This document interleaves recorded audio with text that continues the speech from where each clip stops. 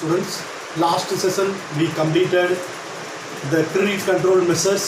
We have two methods. One is general or quantitative, selective or qualitative. And also we finished the Reserve Bank of India and the rural credit and the role of Reserve Bank of India in agricultural and the functions of agricultural credit department.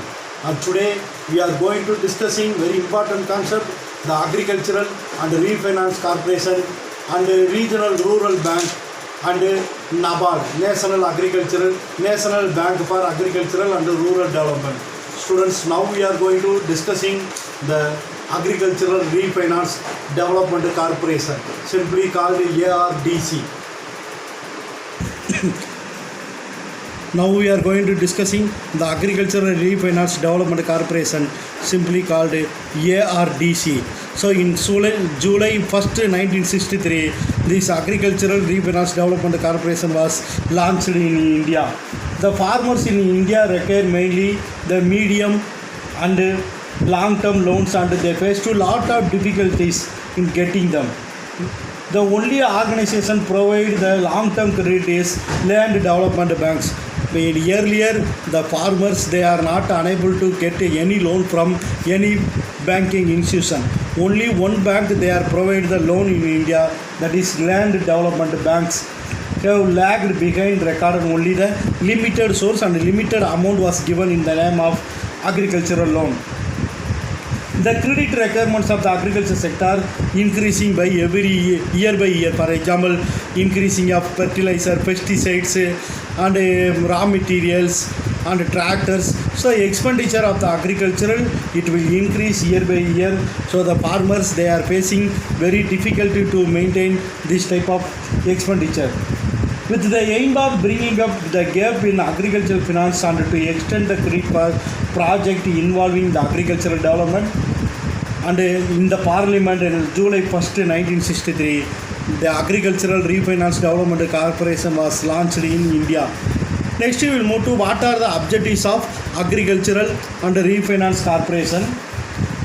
To provide the necessary funds by refinance the eligible institution. The Agricultural Refinance Development Corporation not directly give the loan to farmers. They are give the loan to the eligible institution such as the land development banks, state cooperative banks and some scheduled banks. And the second objective is to subscribe to the debentures floated by the central land development banks, state cooperative bank and scheduled bank, and provided they were approved by the RBI. The main aim of this Agricultural Refinance Development Bank is to provide medium and long-term loans to the farmers. Next we will move to the Regional Rural Bank. One of the very important points of 20-point economic program was introduced by our former Prime Minister Indira Gandhi in 1975. She was introduced 20-point important program for the development of India. I listed out all the 20 points. Listen carefully. First one is very important for all the competitive exam also. This question is very important for not only our lesson, competitive exam also. So I listed all the 20 important program was introduced by our former Prime Minister Indira Gandhi for development of India and rural indebtedness. The first point is attack on rural poverty, and the second program is strategy for rained agriculture or strategy for development of agriculture. Third point is better use of irrigation water, and fourth one is bigger harvest, more harvest, and fifth one is enforcement of land reforms, and sixth one is special programs for rural labor, and seventh one is clean drinking water to all, and eighth one is health for all the citizens in India, and ninth one is two-child norm. It is very important program was introduced our former Prime Minister Indira Gandhi, because before 1975 the family is consist of 3 or 4 or 5, maximum 8, maximum 10 children. Our population was increasing unimaginably. So our Prime Minister want to control the population of our India. So she was advised two child norm. Those who are having more than two child, the government forced to male member of the family for voluntary family planning. So it is very important program, two child norms.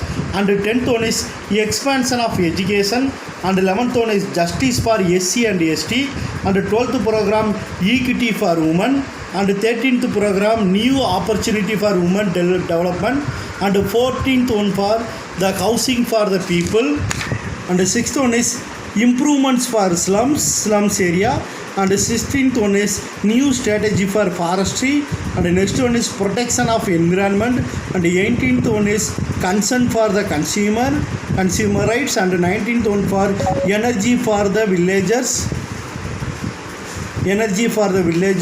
and the last program a responsive administration. These are the 20 points was introduced for the development of India by our former Prime Minister Dr. Indira Gandhi. That one of the very important points of 20-point economic program of Mrs. Indira Gandhi during the emergency in the year 1975, the liquidation of rural indebtedness by stages of providing institutional credit. The main aim of this 20-point program to upliftment of the rural people with the advice of regional rural bank in 1975. The share of capital RRB or regional rural bank is subscribed by central government 50%, state government 15%, and sponsoring commercial bank 35%. Okay, central government 50, state 15%, and other commercial bank 35%. The total capital of this rural bank. And what are the concession of the rural bank? One is they are allowed to maintain the cash reserve ratio for 3%, the statutory liquidity at 25%. And the second one is they are also provided the refinance facility through NABARD. And next we will move to very important topic, NABARD. Next we will move to the NABARD, National Bank for Agricultural and Rural Development. This is the expansion of NABARD. Once again I say National Bank for Agricultural and Rural Development. It was started in the year 1982. And this NABARD was provide medium term, short term and long term credit to agricultural through state level cooperative banks and land development banks. This NABARD consists of 3-tier management system. One is the state government state cooperative bank, and another one is central cooperative bank, and another one is primary cooperative bank. All these three banks are working under the guidance of NABARD. NABARD bank is known as the lead bank. Then all these three banks, the state cooperative bank, central cooperative bank and the primary cooperative bank, come under the rules and regulation of the NABARD bank.